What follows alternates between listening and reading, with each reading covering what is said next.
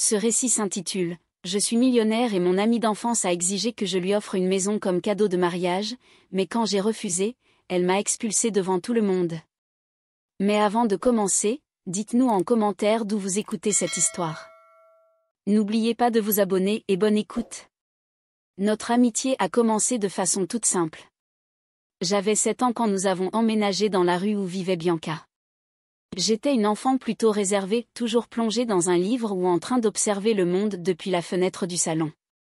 Ma mère disait que j'étais trop mature pour mon âge, mais en vérité, j'étais juste seule. Et c'est Bianca qui m'a sortie de ma coquille. Un jour, elle est apparue à ma porte, avec une sucette à la main et un immense sourire, en disant que tous les enfants du quartier allaient jouer à cache-cache, et que je n'avais pas le droit de manquer ça. À partir de ce jour-là, elle est devenue une partie de ma vie, comme si elle avait toujours été là. On a grandi ensemble, en partageant nos secrets, nos carnets, nos rêves et bien sûr, toutes les frustrations que l'adolescence apporte. Bianca était toujours celle qui attirait l'attention, celle qui parlait fort, qui savait se faire aimer. C'était elle qui lançait les conversations, qui inventait les jeux, qui me poussait à faire des choses que je n'aurais jamais osé faire toute seule. Et moi? J'étais l'écoutante. L'observatrice. Celle qui gardait tout pour elle, qui offrait une épaule quand Bianca pleurait à cause d'un garçon ou d'une mauvaise note. Elle avait cette manière intense d'exister, comme si le monde entier devait tourner autour d'elle. Et peut-être qu'il tournait un peu, oui. Bianca était belle d'une façon qui captait les regards, et elle avait un charme naturel qui faisait craquer n'importe quel adulte. Je me souviens de la voir convaincre les professeurs de lui donner une seconde chance aux examens, ou d'amadouer les agents de sécurité du centre commercial pour qu'ils nous laissent entrer dans des films interdits aux moins de 18 ans. Elle manipulait avec douceur, presque sans qu'on s'en rende compte. Et moi, je regardais, fascinée, mais avec ce petit pincement dans le cœur. Comme si, malgré notre complicité, j'étais toujours un cran en dessous. Pourtant, je n'ai jamais remis notre amitié en question. Elle me donnait ce dont j'avais le plus besoin, une présence. Et moi, je lui donnais ce qu'elle semblait chercher, la loyauté. On grandissait en se promettant qu'on ne se perdrait jamais de vue, qu'on serait les demoiselles d'honneur l'une de l'autre, que nos enfants seraient meilleurs amis. Elle me disait que j'étais la seule à vraiment la comprendre, et je la croyais. Au fond de moi, je me raccrochais à l'idée que Bianca avait besoin de moi. Qu'il y avait, derrière sa force apparente, une personne fragile. Mais aujourd'hui, je vois clair, j'étais juste utile. Et être utile, ce n'est pas être aimé. Au lycée, nos chemins ont commencé à se séparer. J'ai décroché des bourses, je me suis plongée dans les études, avec ce rêve encore flou de changer ma vie. Bianca, elle était ailleurs. Elle voulait faire la fête, sortir avec des garçons, percer sur les réseaux sociaux. Elle disait que les études, c'était important, mais que je me prenais trop la tête. Détends-toi, me disait-elle avec ce sourire léger. Le destin finira par s'occuper de nous. Et moi, je la croyais. Même quand elle a commencé à sortir avec des garçons qui me regardaient de haut. Même quand elle m'a laissé de côté pour fréquenter des groupes plus cool. Même quand elle me faisait sentir invisible. Elle revenait toujours. Elle s'excusait, me disait que j'étais spéciale. Et je lui pardonnais. Parce que pour moi, Bianca était comme une sœur. Après le lycée, le lien s'est effacé tout doucement. J'ai intégré une université publique dans une autre région, avec une bourse complète, et je suis partie avec une valise et une montagne de doutes. Bianca est restée. Elle disait qu'elle allait trouver quelque chose à faire. Elle a tenté le maquillage, puis s'est lancée dans les réseaux sociaux. Elle commençait plein de choses mais ne finissait rien. Et pourtant, elle restait convaincue qu'un jour, ça allait marcher. Pendant mes années d'université, on se parlait moins. Mais elle m'envoyait toujours des messages pour me dire qu'elle pensait à moi, qu'elle était fière. À chaque retour chez moi, on allait prendre un café. Elle m'accueillait avec des étoiles dans les yeux, comme si rien n'avait changé. Mais tout avait changé. Pendant que je vivais dans des colocations, que je mangeais des nouilles instantanées et que je révisais jusqu'à l'aube, Bianca était toujours dans la même maison, avec les mêmes amis, à parler des mêmes choses. Quand j'ai obtenu mon diplôme et lancé ma première start-up, une plateforme éducative qui a cartonné 2 ans plus tard, elle a été l'une des premières à me féliciter. Elle m'a dit qu'elle était fière de moi. Et je l'ai cru. Bien sûr que je l'ai cru. Quand j'ai commencé à vraiment bien gagner ma vie, notre relation a changé. Elle faisait des blagues du genre « Madame la riche, c'est toi qui invites, hein, tu pourrais nous payer un voyage en Europe maintenant. » Je riais. Je pensais que c'était pour rire. Mais petit à petit, ces phrases me pesaient. Il y avait quelque chose en dessous que je n'arrivais pas à définir. De la jalousie? Du ressentiment? Ou juste une vision complètement fausse de ce que c'est, avoir de l'argent? Elle disait, pour toi, c'est rien. Et peut-être qu'elle avait raison. Peut-être que je m'en fichais de payer le dîner. Mais c'était le ton qui me dérangeait. Cette impression que je devais quelque chose. Comme si je devais compenser le fait que j'avais réussi. Et pourtant, quand elle m'a annoncé qu'elle allait se marier avec un gars qu'elle connaissait depuis moins d'1 an, rencontré sur une appli, j'ai été la première à sauter de joie. Elle était rayonnante. Elle m'a dit qu'elle voulait que je sois sa témoin. Que sans moi, rien n'aurait de sens. Et j'ai accepté, évidemment. Je pensais qu'on se retrouvait enfin. Que cette fois, notre amitié allait renaître, plus mature, plus sincère. Mais c'est à ce moment-là que tout a commencé à s'effondrer. Et cette partie, je la raconterai dans le prochain chapitre. Les préparatifs du mariage ressemblaient à une comédie romantique de bas étage.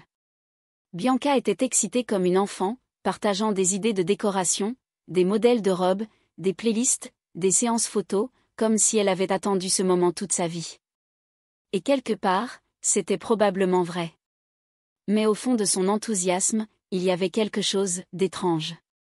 Comme si, au lieu de vivre un rêve, elle essayait de prouver quelque chose. Peut-être aux autres. Peut-être à elle-même. Elle m'a demandé officiellement d'être sa témoin lors d'un dîner rien que nous deux. C'était dans un restaurant que j'avais choisi et payé, comme toujours. Elle a levé sa coupe de champagne et m'a dit que j'étais la seule amie véritable qui lui restait et qu'elle ne pouvait pas commencer cette nouvelle étape de sa vie sans moi à ses côtés à l'hôtel. À ce moment-là, j'ai souri. J'étais sincèrement touchée. Malgré la distance, les tensions silencieuses, les petits malaises accumulés au fil des ans, une partie de moi voulait encore croire que la Bianca qui m'appelait sœur était toujours là. J'ai accepté sans hésiter. Quelques semaines plus tard, elle m'a invitée à déjeuner chez ses parents. C'était la première fois que j'allais rencontrer son fiancé, Rodrigo. Il avait une personnalité chaleureuse, bavard, sociable, peut-être même un peu trop. Dès mon arrivée, j'ai senti qu'il m'observait. Pas de manière déplacée, non. Mais avec une curiosité concentrée, presque analytique. Comme s'il essayait de deviner qui j'étais vraiment.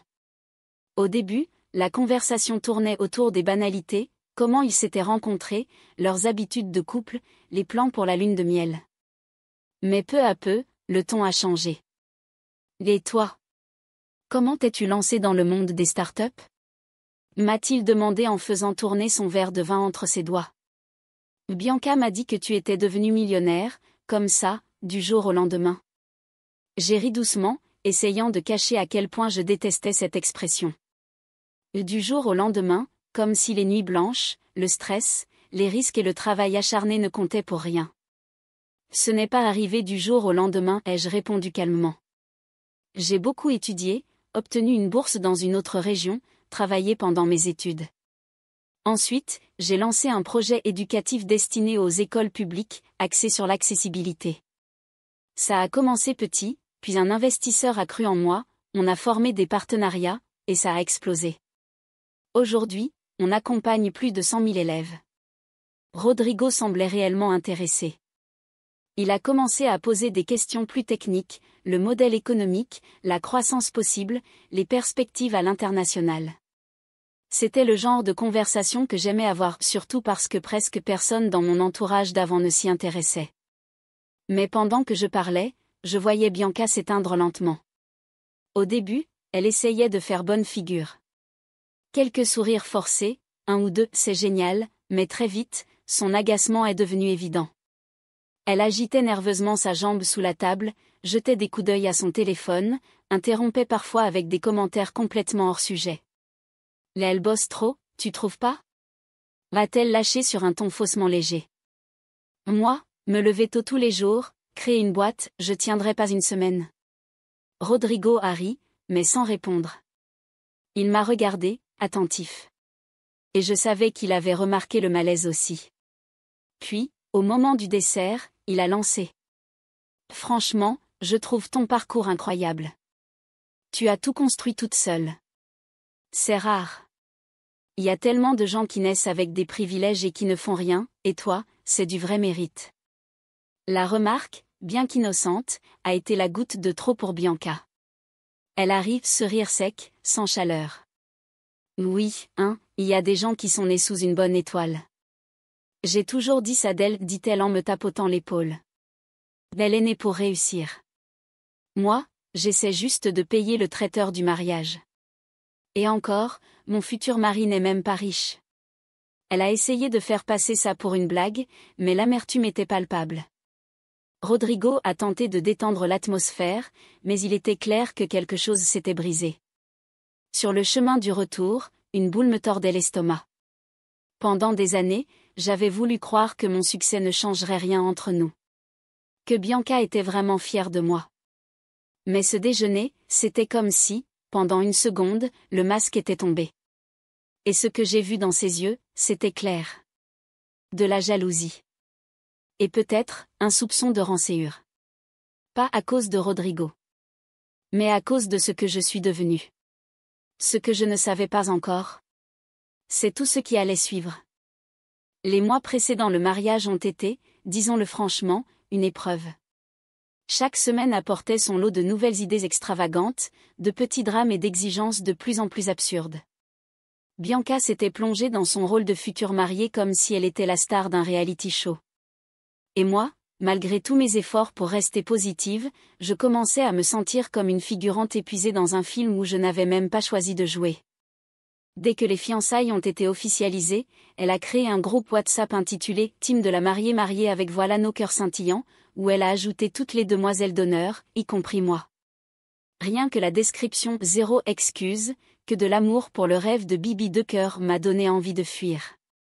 Et comme prévu, les fichiers n'ont pas tardé à arriver. 3 documents Google. 3 sources d'irritation pure.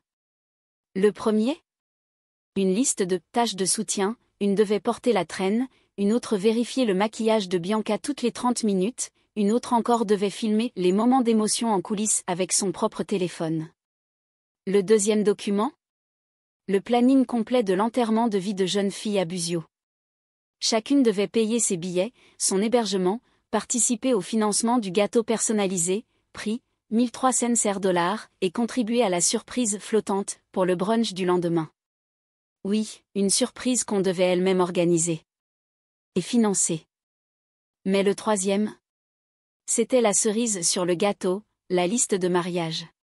Et ce n'était pas une simple liste de cadeaux. C'était un catalogue de luxe.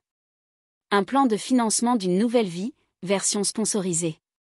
Réfrigérateur 5 portes. Canapé 12 places. Tapis persan authentique. Friteuse à air intelligente à commande vocale. Lit sur mesure. Téléviseur de 85 pouces. Aspirateur robot connecté. Pas un seul objet à moins de 2 000 $. Certains dépassaient les 5 000. Une vaisselle française à 4 800 $. Une cave à vin murale. Une des filles a tenté de plaisanter.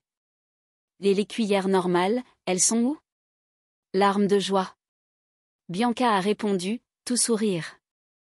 Les filles, vous savez bien qu'on a déjà l'essentiel. Cette liste est pour celles qui veulent vraiment investir dans notre avenir. Cœur rouge si vous ne pouvez pas, donnez ce que le cœur vous dit. Trace de baiser étincelle. Ce ton. Ce sourire. Cette pression déguisée en bienveillance. Et je savais exactement à qui elle s'adressait.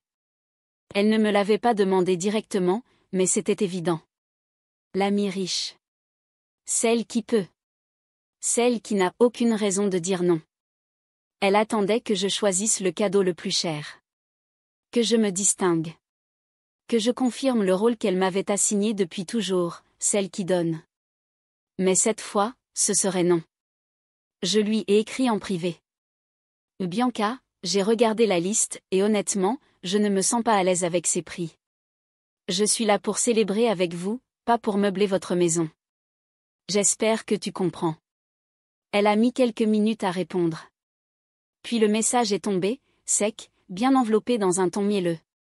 Waouh, je ne m'attendais pas à ça de ta part. Je pensais que toi, justement, tu serais au-dessus de ces détails. Mais bon, chacun donne ce qu'il veut. Et ce qu'il peut. Ce qu'il veut. Ce qu'il peut. Un coup de couteau dans un gant de soie. Les jours suivants, l'ambiance dans le groupe a changé. Des messages plus froids. Des remarques à demi-mot. Une des filles a demandé, l'air de rien, si tout le monde participait à la cagnotte pour la clim dans la suite nuptiale. J'ai préféré ne pas répondre. Je me suis mise en retrait. J'étais passée du rôle d'amie à celui de compte bancaire ambulant. La semaine du mariage, j'ai failli tout annuler. Mais quelque chose, la loyauté, la fierté, ou peut-être juste l'envie de ne pas lui donner ce plaisir m'a retenue. J'ai décidé de rester. De faire mon devoir. De montrer que, moi, je n'avais jamais abandonné notre amitié. Même quand elle me traitait comme une option. Le grand jour est arrivé. La cérémonie avait lieu dans une propriété de rêve à la montagne. Décoration rustique chic. Food truck gastronomique. Bar à cocktail. Écran LED géant avec les initiales des mariés. Je suis arrivée en avance, comme demandé. Robe imposée. Coiffure parfaite. Maquillage impeccable. Sourire poli. Tout était en place. Bianca était magnifique. Rien à dire. Mais ses yeux. Froids. Tendus. Distants. Comme si tout n'était qu'un test. Pendant les préparatifs, elle m'a à peine adressé la parole. Ne m'a pas incluse dans les discussions. Ne m'a pas regardée comme sa sœur de toujours. J'étais là, physiquement. C'est tout. Juste avant mon entrée à l'hôtel, elle m'a lancé un regard bref et m'a soufflé, sans émotion. J'espère qu'aujourd'hui, au moins, tu seras vraiment présente. Un venin silencieux, déguisé en sourire. Je n'ai pas répondu. J'ai marché. J'ai tenu mon bouquet. J'ai souri pour les photos. Et j'ai serré les dents. Mais le pire n'était pas encore arrivé. À la fête, après les discours, la danse et les photos, Bianca a pris le micro. A remercié tout le monde, en larmes. Puis elle a appelé, une à une, ses demoiselles d'honneur sur la scène. Louange. Éloge. Bisous. Jusqu'à moi. Elle a souri. Mais ses yeux brillaient d'autre chose. Et enfin, ma demoiselle la plus discrète. Des regards tournés vers moi. Celle qui est toujours très occupée, mais qui a quand même trouvé un créneau pour venir. Celle qui a trouvé notre liste de cadeaux un peu excessive, mais bon, paraît que l'amour, ça ne se mesure pas en argent, non. Rire gêné. Silence pesant. Puis, elle a ajouté. Merci d'être là, malgré tout. Même sans cadeau.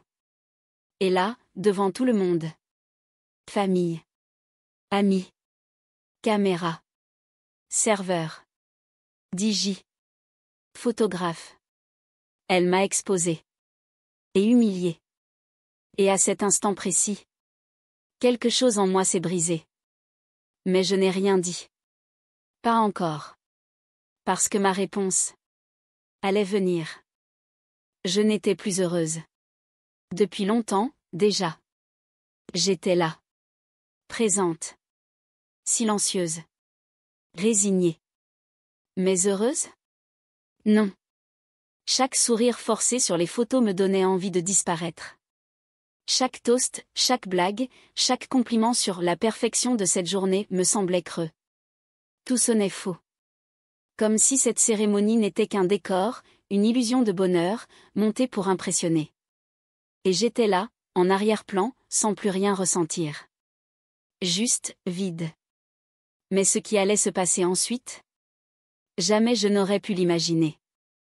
La nuit était tombée, les invités étaient détendus, la lumière douce, la musique calme. Le DJ avait baissé le volume. Bianca monta sur scène, main dans la main avec Rodrigo. Elle portait ce sourire que je connaissais trop bien. Ce sourire qu'elle sortait toujours juste avant de se mettre au centre de l'attention. Elle prit le micro, fit une pause bien calculée, et lança. Tout le monde. Je sais que cette soirée est déjà magique. Mais il nous reste encore une dernière surprise. Les conversations se turent. Je sentis mon ventre se nouer. Nous avons reçu un cadeau, très spécial. Un cadeau auquel on n'aurait même pas osé rêver.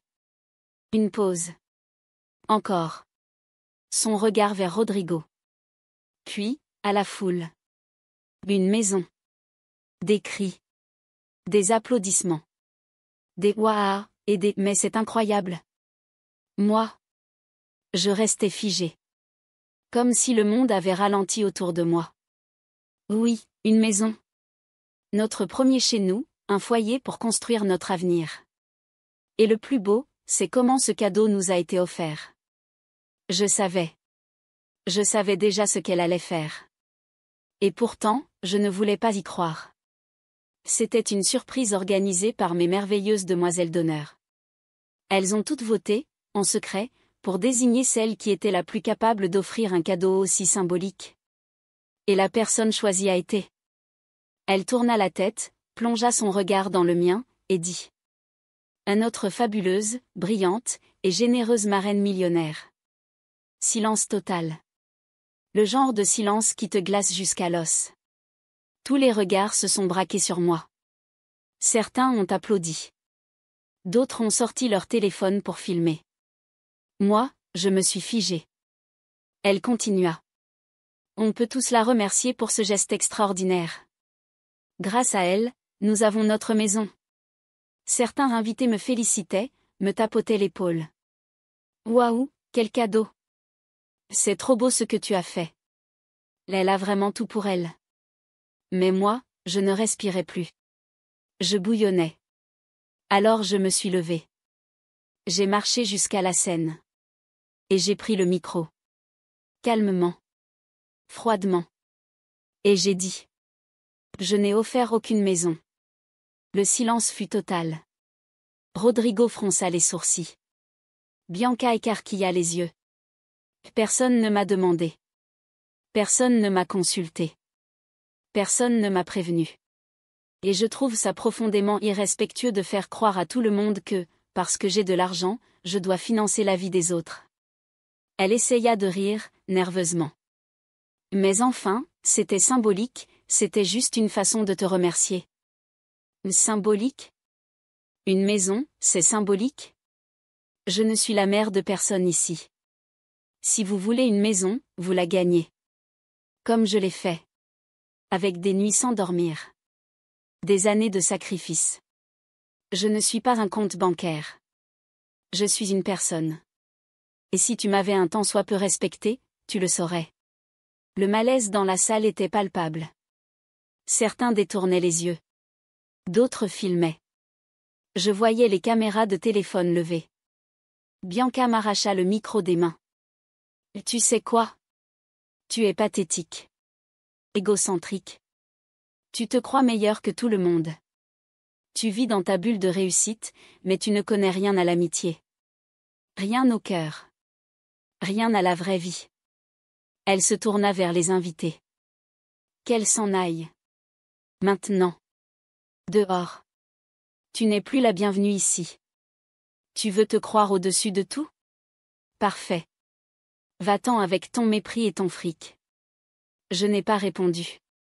Pas un mot. Je l'ai regardé une dernière fois. Puis j'ai tourné les talons. Je suis sortie. Digne. Silencieuse. Dehors, l'air était plus léger. Pas à cause de la nuit. Mais parce que je venais de quitter, enfin, le mensonge. Dans la voiture, en rentrant, mes mains tremblaient. Mais pas de honte. De rage. De vérité. De libération. Et de promesse. Parce que moi, je ne fais pas de scène. Je ne crie pas. Je ne réponds pas à l'humiliation par l'humiliation. Mais quand je réponds, c'est inoubliable. Et elle allait le découvrir. Très bientôt. Je pensais que tout s'arrêterait là. Que cette humiliation publique, cette mise en scène calculée devant tout le monde, serait le dernier chapitre d'une amitié qui, en réalité, était morte depuis longtemps. Mais le monde ne fonctionne pas comme ça. Pas quand les téléphones filment. Pas quand les réseaux sociaux se nourrissent d'histoires réelles, remplies d'orgueil, de trahison et de vengeance en devenir. Le lendemain du mariage, je me suis réveillée avec des dizaines de messages. Certains d'amis d'enfance qui avaient vu les vidéos, d'autres de numéros inconnus. Ce qui avait commencé comme quelques mots de soutien s'est transformé en véritable tempête. Sur TikTok, une vidéo du moment exact où Bianca me met dehors dépassait déjà les 400 000 vues avant même midi. Le titre ? Une mariée expulse sa témoin millionnaire pour ne pas lui avoir offert une maison.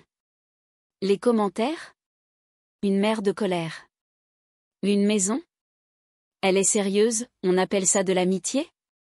Moi j'appelle ça du chantage affectif, la témoin a été trop classe, j'aurais retourné le micro sur la table, elle ne voulait pas une amie, elle voulait une carte bancaire. Sur Instagram, des captures d'écran du groupe WhatsApp des demoiselles d'honneur ont commencé à circuler. Quelqu'un, et je ne sais toujours pas qui, avait fait fuiter les messages où Bianca nous mettait la pression, où elle utilisait des remarques passives-agressives, et où elle disait clairement que j'avais l'obligation morale d'offrir plus que les autres. Les gens ont tout vu. Et ils ont pris parti. En moins de 48 heures, je n'étais plus la témoin qui refusait un cadeau hors de prix. J'étais devenue un symbole. De limite. D'amour-propre. De stop à la pression sur les femmes qui réussissent. Et Bianca ? Elle est devenue un mème. Moi au mariage de ma pote en train d'attendre ma PS5 offerte par elle, Bianca, si tu veux un canapé, va t'asseoir à la vérité. Elle était taguée partout. Elle avait perdu le contrôle. Le 3e jour après le mariage, elle m'a écrit. Le message était froid, cinglant, rempli de reproches à peine voilés. Merci d'avoir transformé mon mariage en cirque. J'espère que ton image de femme forte et parfaite te sert bien. Je n'aurais jamais pensé que Théoï tu me trahirais comme ça. J'ai lu. J'ai respiré. Et j'ai répondu calmement, je n'ai fait que dire la vérité. Ce que tu m'as fait, devant tout le monde, ça ne se fait pas. Encore moins à quelqu'un que tu disais être ton ami d'enfance. Alors s'il te plaît, Bianca, oublie-moi. Pour de bon. Elle n'a pas répondu. Et pendant des mois, rien. Le silence. Je me suis concentrée sur ma vie. J'ai voyagé. J'ai investi. J'ai donné des conférences. J'ai été invitée sur des podcasts, dans des articles, pour parler de limites saines, d'amitié toxique, de pression sociale. Et pour la première fois depuis longtemps, j'étais en paix. Jusqu'à ce qu'il réapparaisse. Rodrigo. Son mari. Son message est arrivé discrètement. Une demande sur Instagram. Compte privé. Plus aucune photo de mariage. Juste un message court, salut. Je ne sais pas si je devrais faire ça, mais je voulais m'excuser. Tout ce qui s'est passé, c'est allé trop loin. Je n'ai jamais été à l'aise avec la manière dont elle t'a traité. J'espère que tu vas bien. J'ai fixé l'écran quelques minutes. J'ai hésité à supprimer. À bloquer. À ignorer. Mais quelque chose en moi, cette part de moi qui n'oublie jamais, a cliqué sur accepter.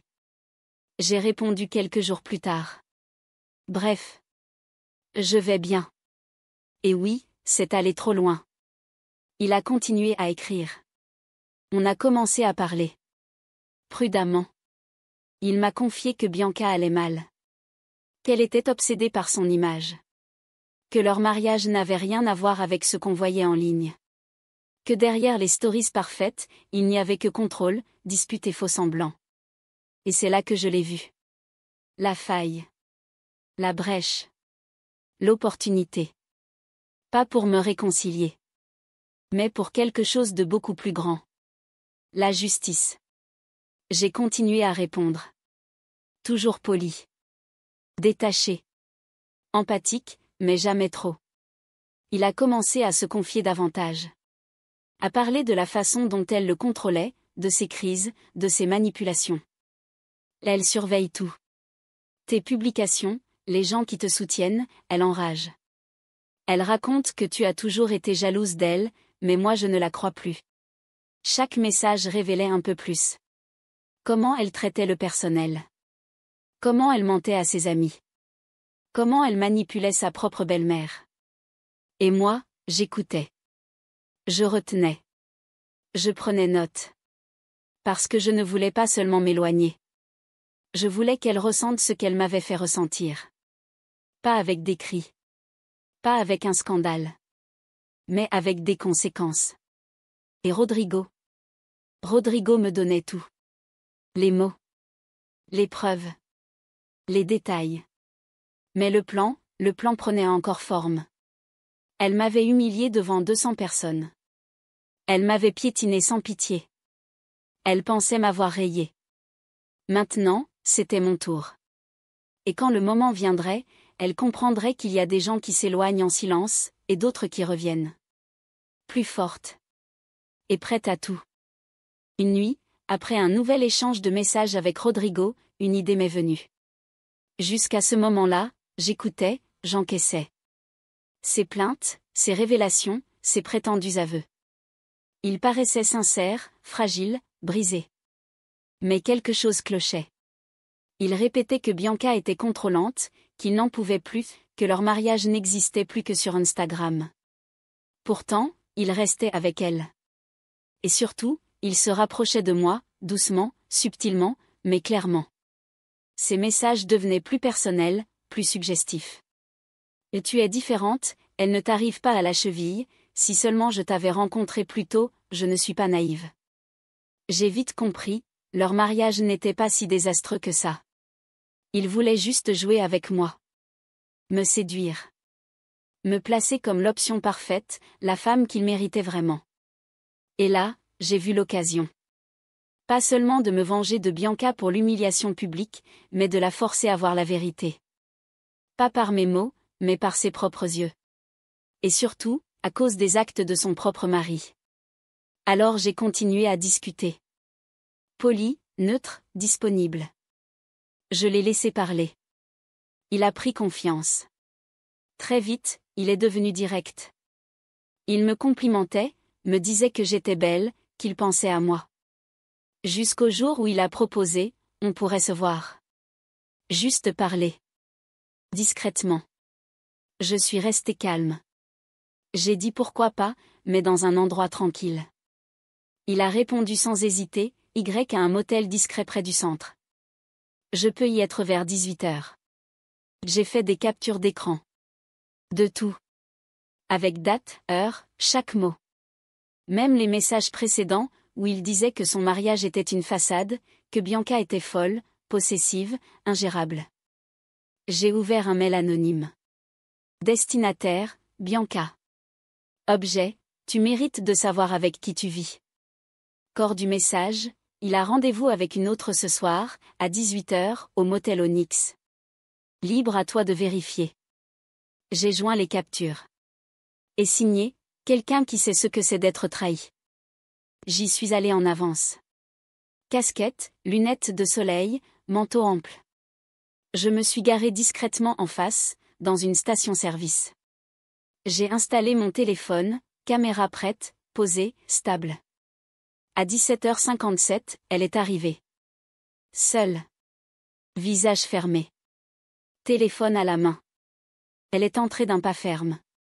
Elle avait lu le message. Elle savait. Et elle venait pour affronter. À 18h03, Rodrigo est arrivé. Détendu, chemise ajustée, sourire de gamin en manque d'aventure. Il est entré, confiant. Et là, il l'a vue.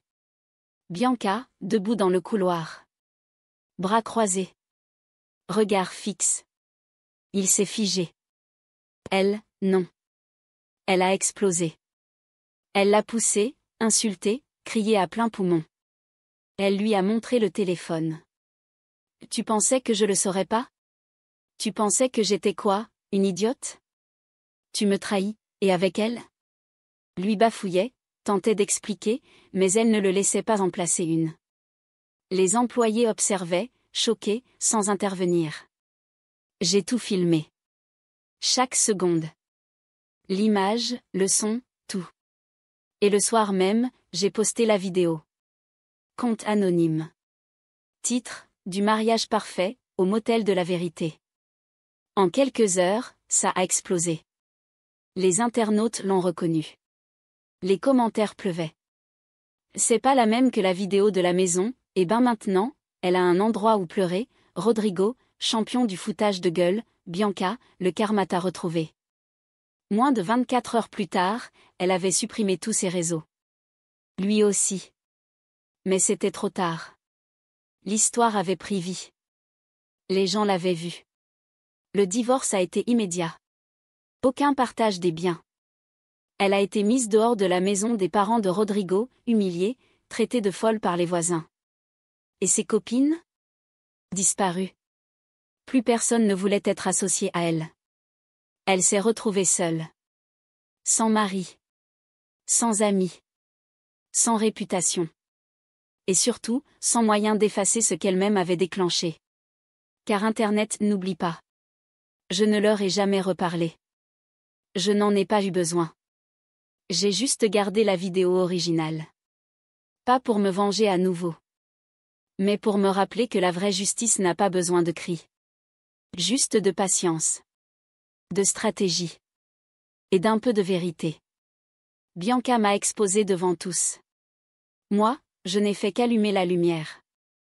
Et tout le monde a vu qui elle était vraiment. Des mois ont passé. La tempête s'est calmée. Les vidéos ont cessé de circuler. Les réseaux sociaux sont passés à autre chose, comme toujours. Mais moi, je suis restée en paix. Pas parce que je m'étais vengée, mais parce que j'avais enfin fermé une porte que j'aurais dû claquer bien plus tôt. La vérité, c'est que cette amitié était morte depuis longtemps. Ce qu'il restait n'était qu'une suite d'attentes déplacées, d'envies déguisées, de manipulations déguisées en complicité. Et quand j'ai laissé tout ça derrière moi, j'ai retrouvé la légèreté. La vraie. Je suis retournée à ma vie. À mes projets. À mes journées sans obligation de prouver quoi que ce soit à personne. Et puis, un jour, elle est revenue. Bianca. Seule. Sans maquillage. Sans le regard prétentieux. Elle m'a envoyé un message. Simple. Je ne veux rien. Je veux juste te parler. J'ai failli ignorer. Mais j'ai accepté. On s'est donné rendez-vous dans un petit café discret, à l'abri des regards. Lorsqu'elle est arrivée, j'ai à peine reconnu celle qu'elle avait été.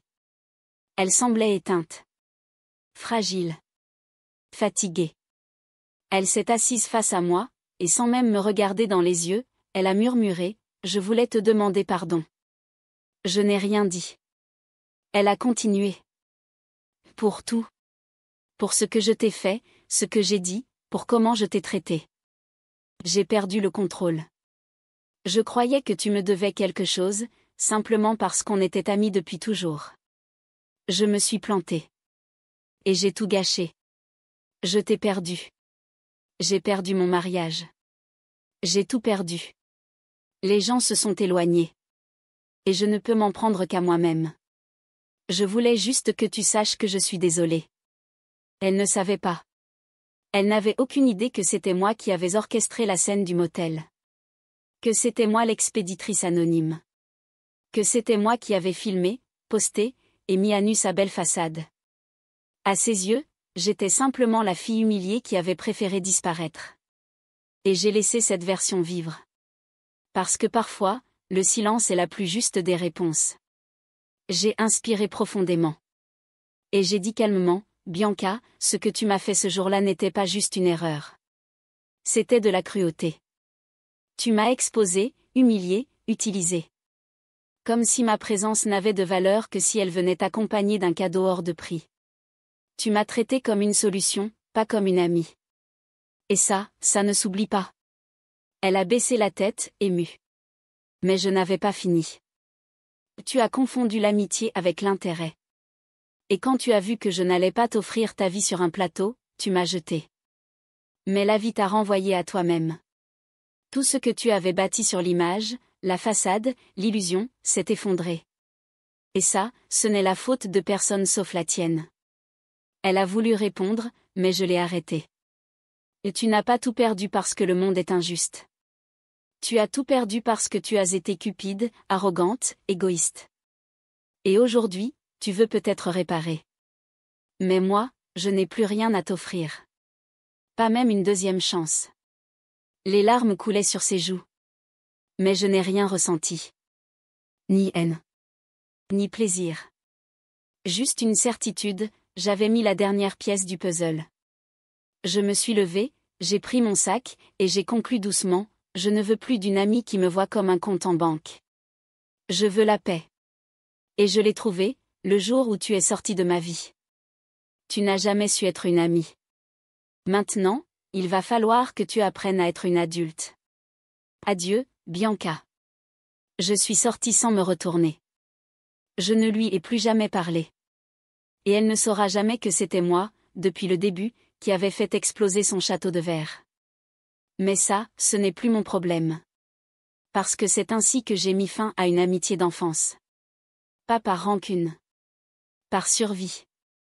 Pour me protéger de sa cupidité, de ses mensonges, et de tout ce qu'elle avait choisi de devenir.